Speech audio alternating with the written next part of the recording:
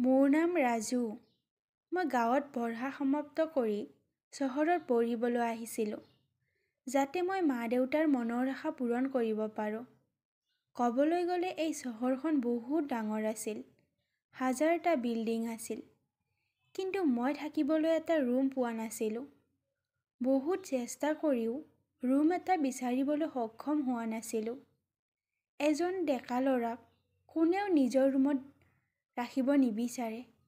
ইফালে সিফালে ঘূৰি থাকোঁতে অৱশেষত মই এজনী আণ্টিক লগ পাইছিলোঁ। তেখেতৰ নাম মঞ্জু দেৱী। তেখেতৰ ঘৰত কেৱল তেখেত আৰু তেখেতৰ বোৱাৰী ৰীণা আছিল। ৰীণা দেখিবলৈ বহুত ধুনীয়া আছিল।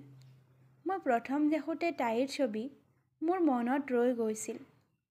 তেখেতৰ ল'ৰাজন ব্যৱসায়িক কামত প্ৰায়ে বিদেশতে আছিল। তেখেতে মোক তেখেতৰ ঘৰত থাকিবলৈ অনুমতি দিছিল আৰু মই তেওঁলোকৰ ঘৰতে থাকিবলৈ লৈছিলোঁ আৰু লগতে তেওঁলোকৰ ঘৰৰ সৰু-সুৰা কামবোৰ কৰি দিছিলোঁ। এবাৰ মঞ্জু দেৱীৰ গা বহুত বেয়া হৈছিল আৰু মই তেখেতৰ পুত্ৰৰ দৰে তেখেতক সেৱা কৰিছিলোঁ আৰু হস্পিটেলত লৈ গৈছিলোঁ। এদিনাখন হস্পিটেলৰ পৰা ৰুমলৈ আহি থাকোঁতে হঠাৎ বৰষুণ দিবলৈ আৰম্ভ কৰিছিল আৰু বৰষুণ লাহে লাহে বাঢ়ি গৈছিল। মই যিমান সোনকালে পাৰোঁ ৰুমলৈ আহিবলৈ চেষ্টা কৰিছিলোঁ, কাৰণ মই বাহিৰত পঢ়ি থাকোঁতে কিতাপকেইখন বাহিৰতে থৈ আহিছিলোঁ, যাতে কিতাপকেইখন তিতি নাযায়।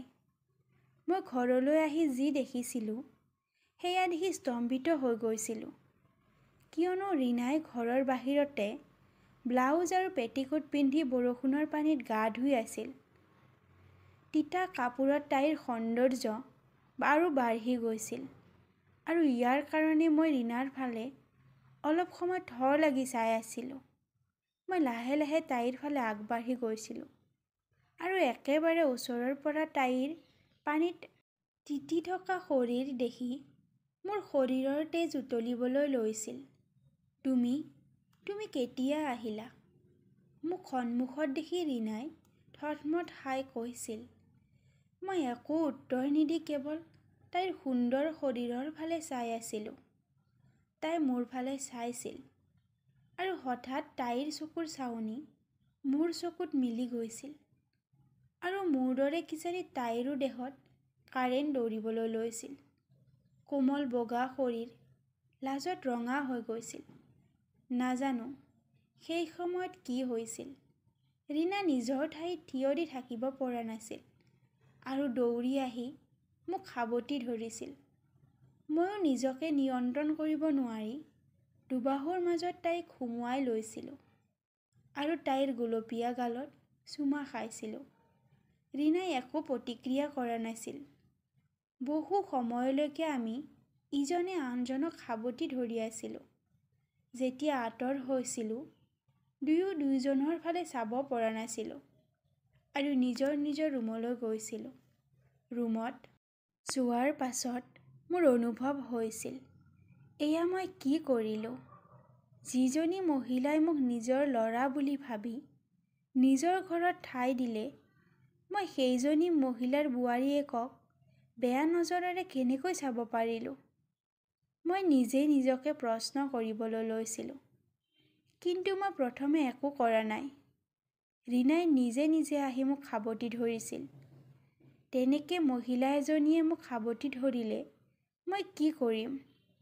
অলপ পাছত ৰীণাই কাপোৰ সলাই মোলৈ একাপ চাহ লৈ আহিছিল। মই শুব লৈছিলোঁ। তাইক মোৰ সন্মুখত দেখি মই আচৰিত হৈছিলোঁ। তেনেতে তাই কৈছিল, চাহকাপ খাই লোৱা। পানীত ইমান সময় তিতি আছিলা, চাহ খালে অলপ ভাল লাগিব। তাই মিচিকিয়াই হাঁহি মোৰ ফালে চাহকাপ আগুৱাই দিছিল। তাই বৰ ধুনীয়াকৈ চাহ বনাইছিল আৰু ৰাতি তাই মোৰ পচন্দৰ কেৰেলাৰ তৰকাৰী বনাইছিল। নাজানো কেনেকৈ তাই মোৰ পচন্দ অপচন্দৰ কথা জানিছিল। এদিনাখন ৰাতি তাই এগিলাচ গাখীৰ লৈ মোৰ ৰুমলৈ আহিছিল আৰু মই গৰমত কাপোৰবোৰ খুলি কেৱল হাফ পেণ্ট পিন্ধি আছিলোঁ। হঠাৎ তাই সোমাই অহা দেখি মই গামোচাখন পিন্ধিবলৈ লৈছিলোঁ। আৰু মোক এনেদৰে দেখি তাই জোৰেৰে হাঁহিবলৈ লৈছিল আৰু গাখীৰ গিলাচ টেবুলতে থৈ মোৰ বিচনাখনত বহিছিল আৰু মোৰ মূৰত হাত থৈ মোৰ চুলিখিনি লৰাবলৈ আৰম্ভ কৰিছিল। মই ইমানো মূৰ্খ নাছিলোঁ যে কোনোবা মহিলাৰ মনোভাৱ বুজি নাপাম। সেই ৰাতি আমি দুয়ো একেলগে আছিলোঁ। ঘৰটোত আমি দুয়ো অকলে আৰু ৰাতিৰ সেই নিস্তব্ধতা। 2-3 দিনৰ পাছত মঞ্জু দেৱী সুস্থ হৈ ঘৰলৈ আহিছিল আৰু তেখেতে আহিয়ে মোক কৈছিল, তুমি মোৰ নিজৰ ল'ৰাতকৈও ওপৰত। মই তেখেতক কৰা সহায়ৰ বাবে তেখেতে মোক বহুত আশীৰ্বাদ দিছিল। মঞ্জু দেৱী অহাৰ পাছত আমি আৰু লগ নাপাওঁ বুলি ভাবিছিলোঁ, কিন্তু যিহেতু আমাৰ দুয়োজনৰ সহমতত সম্পৰ্ক আগবাঢ়িছিল, গতিকে আমি সম্পৰ্কটো আগবঢ়াই লৈ গৈছিলোঁ। লাহে লাহে আমাৰ পৰিস্থিতি এনেকুৱা হৈছিল যে মোৰ যেতিয়াই মন যায় ৰীনাক মোৰ ৰুমলৈ মাতি আনি মনৰ আশা পূৰণ কৰি লওঁ আৰু ৰীনায়ো মোৰ লগত থাকি আনন্দ পাইছিল। নিজৰ স্বামীৰ অনুপস্থিতিত এজনী মহিলাক যি দৈহিক সুখ লাগে, সেই সুখকণ মই তাইক দি আছিলোঁ। দৈহিক সুখ ভোগ কৰাৰ তাড়নাত আমি দুয়ো এইটো পাহৰি গৈছিলোঁ যে সুখ সদায় অকলে নাহে, লগত দুখ লৈ আহে।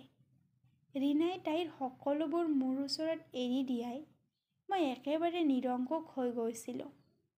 সকলো সময়তে মই নিজৰ মতে কাম কৰিবলৈ লৈছিলোঁ। ৰীনা মোৰ কাৰণে শৰীৰৰ ভোগ কমোৱা মেচিনৰ দৰে হৈ পৰিছিল। লাহে লাহে মই তাইৰ ওপৰত লৈছিলোঁ আৰু মোৰ এই ব্যৱহাৰৰ কাৰণে আমাৰ সম্পৰ্কটো আগৰ দৰে হৈ থকা নাছিল।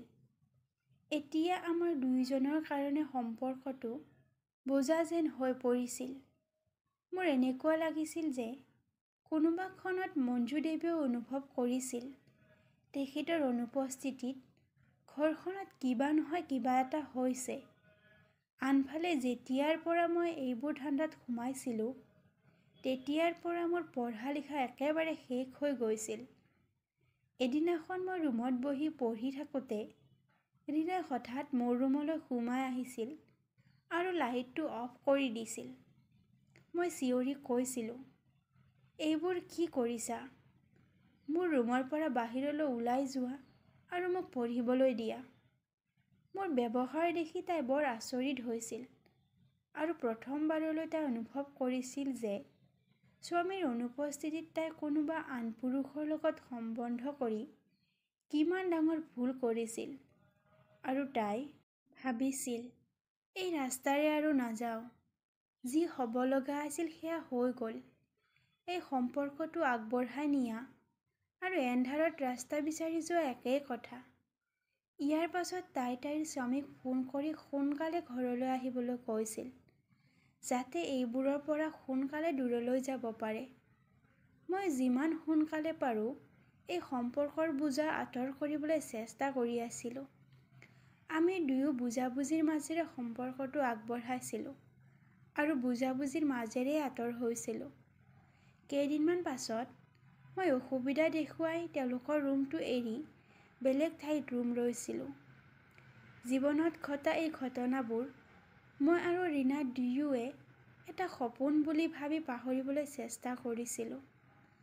প্ৰিয় ভিউৱাৰ্ছসকল, মোৰ কাহিনীবিলাক কেনেকুৱা লাগে জনাবলৈ নাপাহৰিব আৰু অনুগ্ৰহ কৰি মোৰ চেনেলটো ছাবস্ক্ৰাইব কৰি ভিডিঅ'টোত এটা লাইক কৰি দিব। ধন্যবাদ।